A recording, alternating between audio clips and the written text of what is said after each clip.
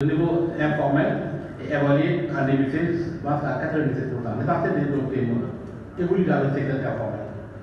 Par informatique, il faut simplement comprendre des PME qui n'ont pas d'état financier aux normes fiscales et certifiées. Les PME, très souvent quand on dit c'est des PME informels, le regard tourne sur parce qu'ils ne paient pas des impôts. Si les PME paient des impôts, ils paient des impôts à travers la contribution globale unique. Ils ont le registre de commerce, c'est nécessaire parce qu'avant d'entreprendre l'activité commerciale, il faut le registre de commerce.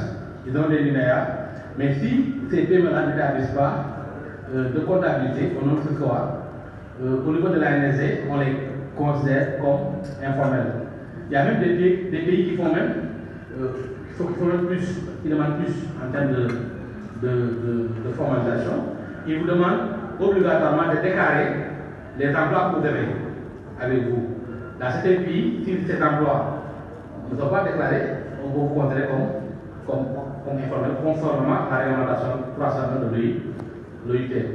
Je parlais tout à l'heure de l'importance, oui, mais malheureusement, elles sont confrontées à beaucoup de difficultés. Si vous regardez par exemple les statistiques des exportations, les PME au Sénégal représentent près de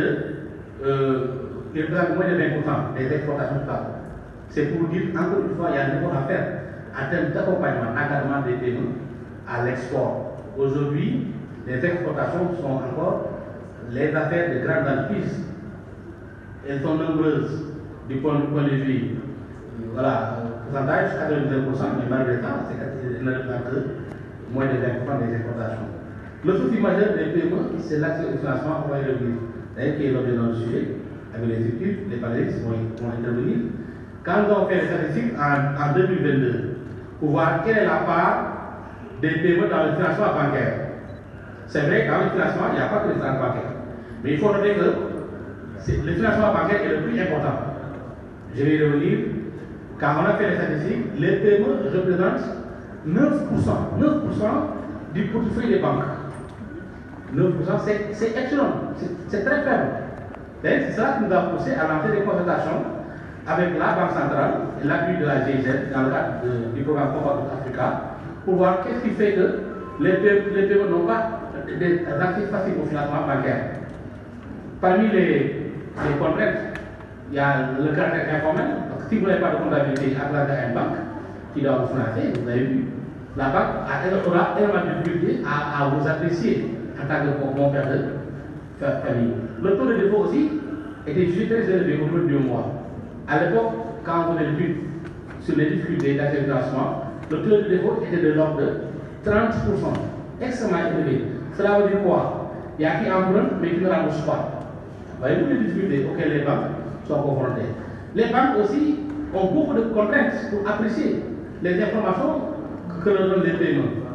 C'est la raison pour laquelle la qualité financière des dossiers d'emprunt de crédit aussi pose des problèmes aux banques. Donc tout ça nous a conduit à lancer des concertations, comme je l'ai dit tout à l'heure, et puis ces concertations sont débouchées par la suite sur l'élaboration d'un programme massif de financement et sécurisé. Ce programme a été présenté il y a cela 1-2 mois au Kickstart Place. Ce programme ambitieux a pour objectif de faire passer l'encours de crédit de 500 milliards actuellement en 2023 à 3 000 milliards en 2028. Et pour que cela puisse réussir, il faut l'implication de tous les acteurs. Je l'ai dit, il faut l'implication de la Banque centrale. Oui, la Banque centrale elle est impliquée parce que la Banque centrale donne des incitations aux banques commerciales pour financer les PME. Pour chaque encours de crédit accordé à une PME, la Banque centrale ouvre son guichet de refinancement aux banques commerciales à hauteur de 90% de l'encours qui est accordé. L'État aussi est en train d'améliorer l'environnement des affaires et en train d'accompagner les PME à travers les structures d'appui d'encadrement. Aujourd'hui, dans le dispositif, on en a 37. Il y a la DPO, il y a le bureau du niveau, on n'a pas encore le PRAFPT, on n'a pas encore le FONGIP, mais je pense qu'ils sont intéressés à participer. On n'a pas encore l'ADR, mais toutes ces structures-là devraient, en tout cas, faire l'effort de rejoindre le dispositif. On a 37 structures d'appui d'encadrement. Des structures qui sont publiques, donc j'y sais quelques-unes, mais également des structures privées, des cabinets privés, donc qui vous accompagnent. Et SAE ces structures d'appui d'engagement sont vos portes d'entrée pour pouvoir bénéficier de l'appui du dispositif de la Banque centrale. Donc, comme je l'ai dit, le programme a été adopté il y a donc 1-2 mois.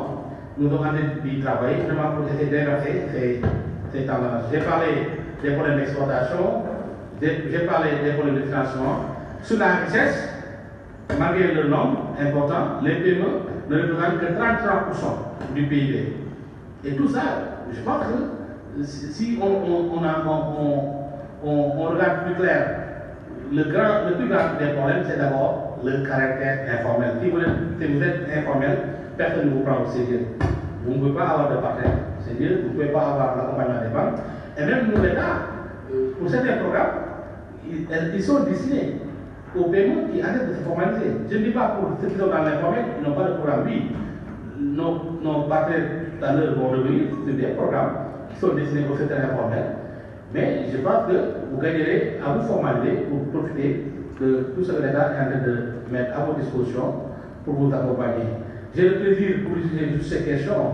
Le FONGIP, le 3FPT et l'ADER, chacun des panélistes reviendra de façon beaucoup plus approfondie pour présenter les projets et programmes à le niveau que l'État a mis en place, vraiment pour permettre à TEDECO au financement. Je vais tourner à ma droite, dans la